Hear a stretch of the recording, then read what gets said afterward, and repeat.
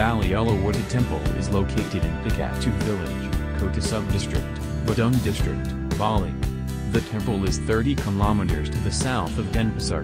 Uluwatu Temple, also called Luwur Temple, is one of the 6 Sad Kahyangan Temples, the main spiritual pillars in Bali Island. History of Uluwatu Temple. There are 2 different opinions concerning the history of Uluwatu Temple. First opinions, some people believe that the temple was built by Empu Putran in 9th Act, during Marikata's reign. Second opinions, other people claim that the temple was built by Sad Kahyangan Temples, a Pedanda, Indian monk, from Daha Kingdom, Kediri, in East Java.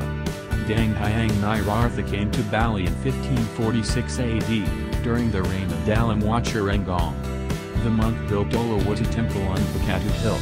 After completing a spiritual journey around Bali, the monk went back to Uluwatu Temple and died there.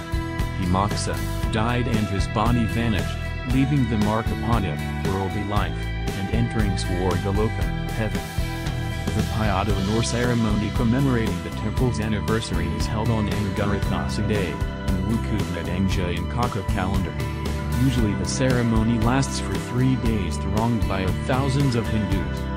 Uluwatu Temple sits on a 70-meter high cliff protruding above Indonesian Ocean. Because of its unique location, visitors to the temple have to take a long stone stairway to reach it.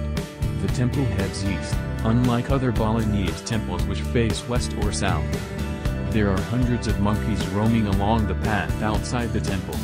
Although the monkeys look tame, visitors find them a nuisance as they often grab food off the visitor's hand and snatch visitors' belongings. There are 2 doors at the end of the path, the north door and the south one, through which visitors enter the temple complex. The entrance doors take the shape of stone venture gates. Standing across from each gate, there are 2 statues of elephant-headed men. The front part of the gate is decorated with fine relief sculpture picturing leaves and flowery patterns. Behind the gate, there are stone steps that lead to the inner court. Along the steps, trees are grown to provide shade. A small forest lies at the front and hundreds of monkeys dwell here. They are believed to guard the temple from bad influences. The serpentine pathway to the temple is fortified by concrete walls on the cliffside. It takes about an hour to get from one end to another as there are several fenced points along the way to stop.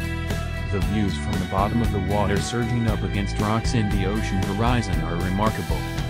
The Balinese Hindus believe that the 3 divine powers of Brahma, Vishnu, and Shiva become one here. That belief results in making Uluwatu Temple a place of worship of Shiva Rudra, the Balinese Hindu deity of all elements and aspects of life in the universe. Uluwatu Temple is also dedicated to protect Bali from evil sea spirits. The inner court is an open space paved with stone floor. There is a wooden building near the north gate. To the west, across from the entrance path, there is a Padaraksu gate that opens the path into the next inner court. Unlike the ones found outside, this stone gate is completed with roof. The door is an arch framed with an arrangement of stones. There is a sculpture of a giant head above the frame. The top of the gate looks like a crown and it is decorated with relief sculpture. The gaps between the gate and the walls are filled with a surface full of relief sculpture. There is a small rectangular court to the south that stretches out above the sea. There is a wooden construction at the end of the court that seems to be a place where people can sit and watch the ocean. Uluwatu Temple has undergone several restorations. In 1999, a lightning struck the temple and caused fire. Every 6 months according to the Balinese 210-day Palakan cycle, big temple anniversary celebrations are held at the temple. The temple's keeper, the royal family of Drokota from Denpasar, are patrons for the event. Believers regard it as a manifestation of the divine power that protects Uluwatu Temple. Public facilities are available, but not in the temple area. Unlike some other tourist destinations in Bali, Pura Uluwatu area has limited amounts of hassling vendors. Visitors must wear a sarong and a sash, as well as appropriate clothes common for temple visits. They can be hired here. The best time to visit is just before sunset. Kekak and fire dance performance is performed every day at the adjacent clifftop stage at $1,800 to $1,900. Visitors are charged a nominal fee, the ticket around us at 10/person. What makes it the most favorite venue to watch a Kekak dance is the sunset background of the performance.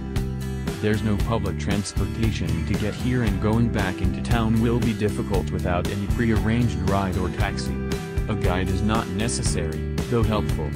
The service offered is hassle-free at very minimum prices.